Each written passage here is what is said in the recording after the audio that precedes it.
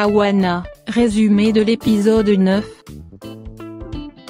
L'équipe finit par éteindre le feu, ils ramassent par la suite les objets non brûlés, ils se demandent qui ça pourrait être autre que Miguel. André leur dit la pierre lancée était un avertissement. Nati fait son apparition et prend André et pointe comme dans ses bras. Elle est triste en même temps heureuse puisque personne n'est blessé. Nati dit à ces deux d'aller à l'hôtel pour se reposer. Elle leur donne rendez-vous demain matin. Ces deux quittent la pièce. Après leur départ, Veronica lui prend dans ses bras. Nati lui montre la photo. Elle lui demande depuis quand et qui a commencé cette aventure.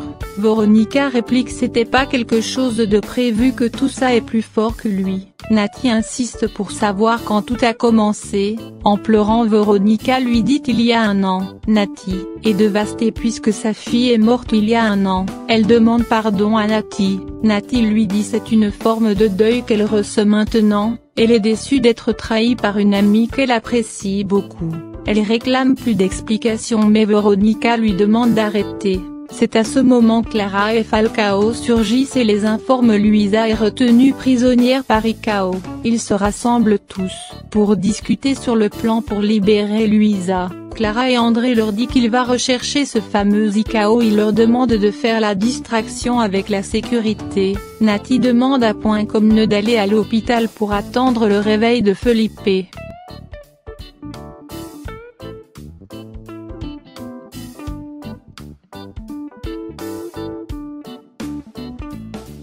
Desiro au commissariat gronde Ruben d'avoir incrusté dans les affaires des activistes. Ruben lui dit de pas oublier d'honorer ses promesses. Desiro lui dit c'est pas une bonne idée, il a peur pour ne pas finir comme Oscar.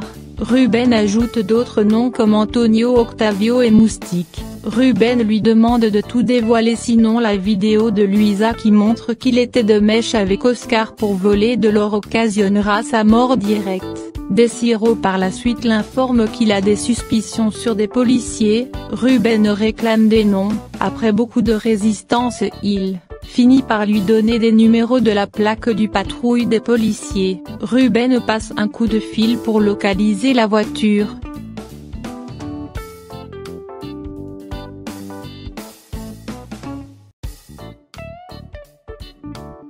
Perfidolino accompagne l'équipe jusqu'à un bateau pour aller sauver Luisa. Il prête une arme à Falcao au cas où il aurait besoin.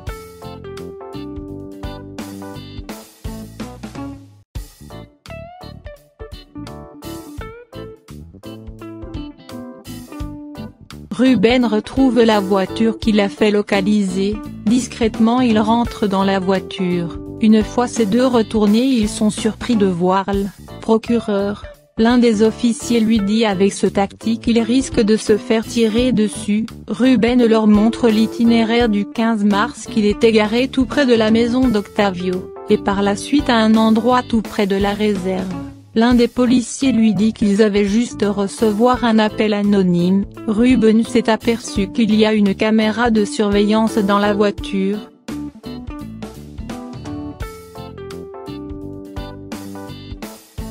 Quelque temps après, Ruben rejoint Desira pour lui montrer les vidéos enregistrées dans la nuit d'un 15 mars. Il visualise le jour où ils ont emmené Octavio de force dans la voiture.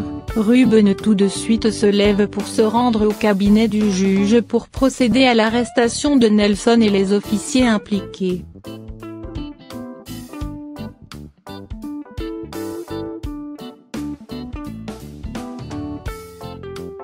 Icao de son côté continue de menacer Luisa. Elle lui dit tout le monde va finir par malade, que c'est une question de temps. Elle lui demande de la libérer. Ce dernier ne fait que la traiter de folle.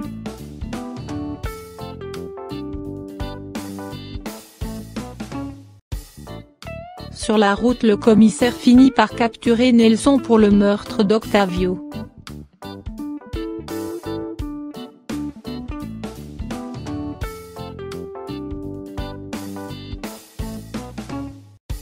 Comme à l'hôpital se plaint de l'unité qui a brûlé, l'association a plus d'argent, Felipe finit par bouger ses petits doigts.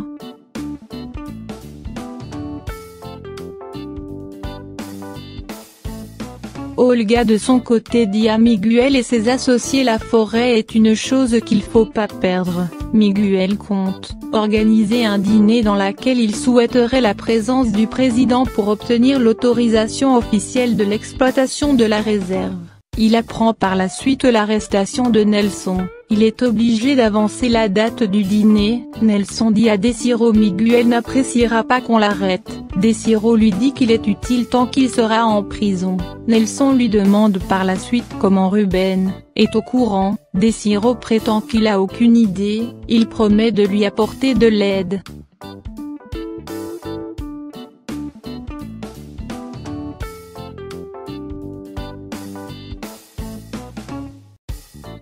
À Eldorado, la sécurité aperçoit l'arrivée d'un bateau.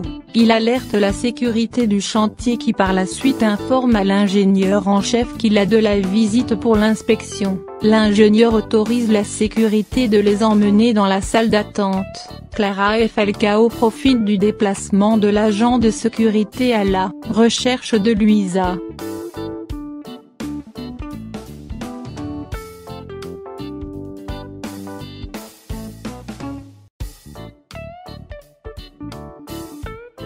De leur côté, ils font la présentation. Nati dit à l'ingénieur qu'elle est là pour dénoncer ce crime environnemental.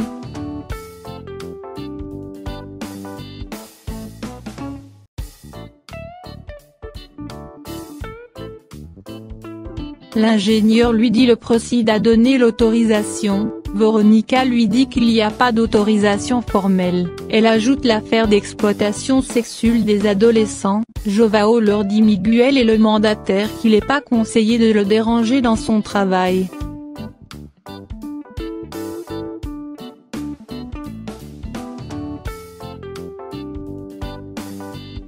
Clara de leur côté continue la recherche de Luisa. Avec une longue vue, ils finissent par voir Ricao qui se dirige dans la forêt.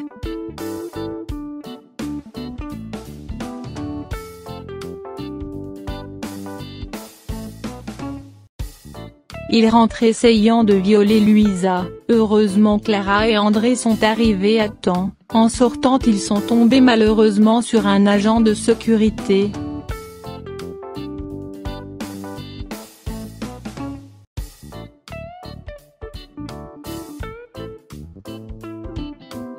João téléphone à Miguel pour l'informer de l'inspection et la présence de Nathalie. Miguel annonce à Nathalie dans quelques jours il va obtenir la signature du décret qui libère l'exploitation minière dans la réserve.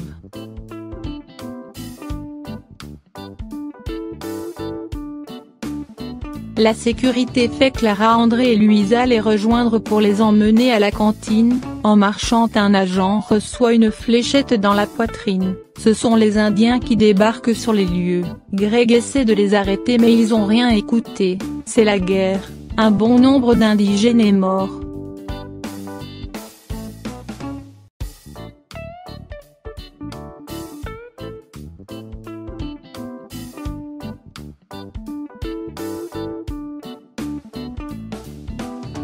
Après beaucoup de résistance, la femme de Raohan y finit par donner l'ordre de replier.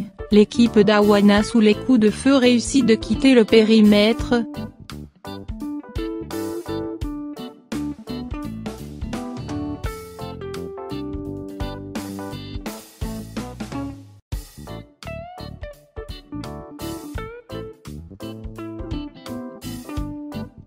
Ruben vient annoncer à Rosa les meurtriers de son mari sont en prison. Rosa est soulagée et le remercie. Ruben lui dit c'est à l'Awana que revient ce remerciement de les avoir poussé le dos.